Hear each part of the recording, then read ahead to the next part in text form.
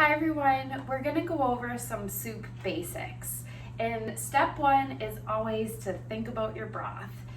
There's so many different broths out there. Some of my favorite ones are a good mushroom broth that you could use wild mushrooms. And there's plenty of them to choose from in the grocery store. So you're going to do that by simmering the mushrooms with any other vegetables that you'd like, any other flavor profiles to add to that. So you could create a mushroom broth. You could also do a traditional bone broth where you're using your chicken bones, or you could use a beef one as well. And you can look up a recipe to do so. A great tip is to add a little bit of apple cider vinegar to your bones with water, and then any other vegetable scraps that you've saved throughout the rest of the week. So think about having a container in your freezer that you can just collect your scraps. As you're cooking throughout the week, or you cooked once a week, whatever works for you, put all of your scraps in the container and stick it in the freezer. And then when you're ready to make your broth, you can then pull it out, add to your water, your bone broth, all the other spices or herbs that you want to utilize. So we'll have some recipes for broths to share with you, some of my favorites. The other broth that you could do is a miso broth. So getting a good miso at your grocery store, it's easy to find an organic one these days. This is a traditional red, but there's plenty of different options. So you can use a miso base, and you're just going to add it into the pan with your water, and then you've created a miso broth. You could then add additional herbs or garlic, again, whatever profile, flavor profile you'd like. So those are my three broths. So choose your broth and then play around with all the different vegetables that you're going to use. So root vegetables are an amazing thing to add into a soup. They're pretty hearty, and we want to think about when we are adding our root vegetables too, there's a lot of really good properties in the root vegetables that are going to be really great for the bacteria in your digestive system. So we're feeding a lot of the beneficial bacteria that way. So roots are always great. We have parsnips here, which is we're just going to chop all of them up equal size. You can decide whether you want to cube them or slice them in a little bit of a smaller way. Or after you're cooking your vegetables, you can also decide to make it into a smooth soup. So you have choosing your broth and then choosing all of your vegetables and deciding whether you want to go the chunky route or the smooth route. Golden beets are also really amazing to put into a soup. We have celeriac, which is celery root, and that's going to add a little bit of a hint of a celery flavor. Then we have our turnip. So you could use a yellow turnip. This is a purple top turnip. And so root vegetables are great. Or if you'd like to go more of a grain, so these we have some wild rice here as an example, but you could think any grain that you would like to add into your soup. So it could be barley, it could be brown rice, wild rice, could be any of the root vegetables. So there's plenty of options for us.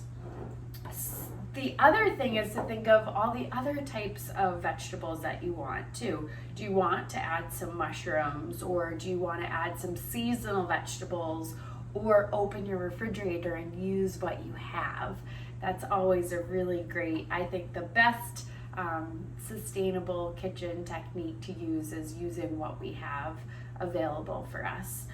It's always nice to start off with some onions or a leek or scallions, garlic, and sometimes you could even have some of these available to you that you already sauteed in the refrigerator and you're pulling them out for a soup. Or just put them in the pan and saute with an olive oil. You could use ghee or some butter, whatever your preference is, to start off your soup with sauteing some onion or garlic if you'd like to go that flavor profile route.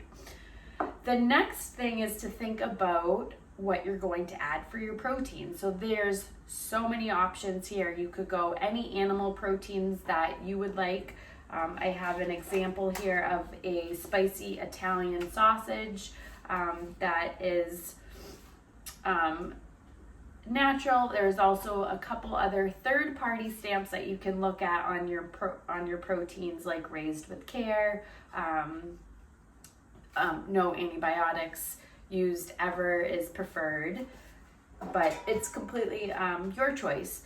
The other things that you could think about using are tofu. You could cut them up into cubes and pan-sear them first to get them nice and crispy before adding them into your soup later on for the protein, or you could leave them soft.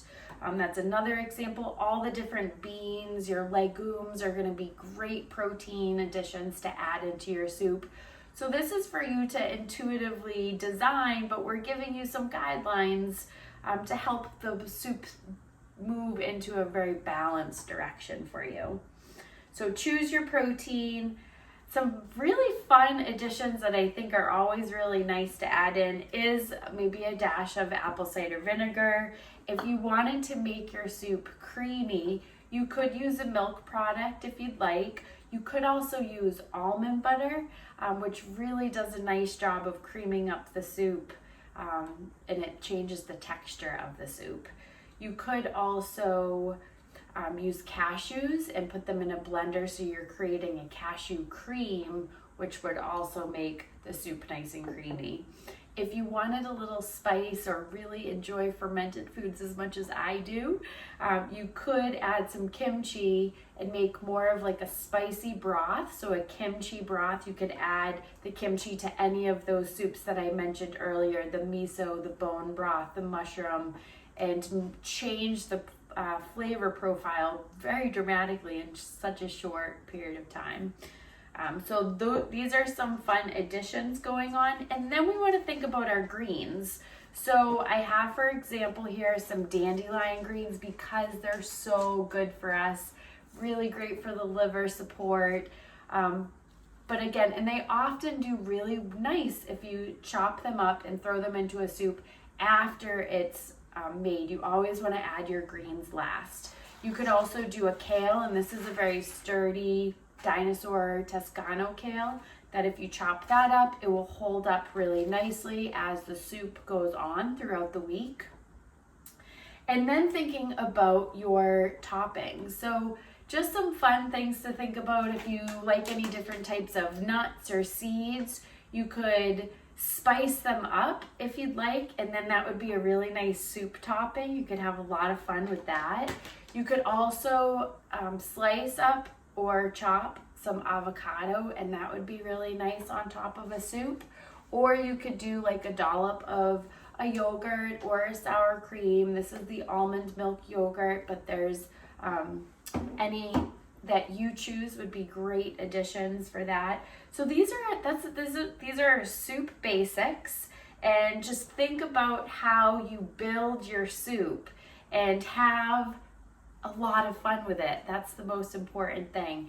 And it's a great time to pause while you're making your soup and connect to the flavors. You can add a nice sea salt if you feel like you, or the Redmond salt is another really great addition. It has some nice minerals in there for us.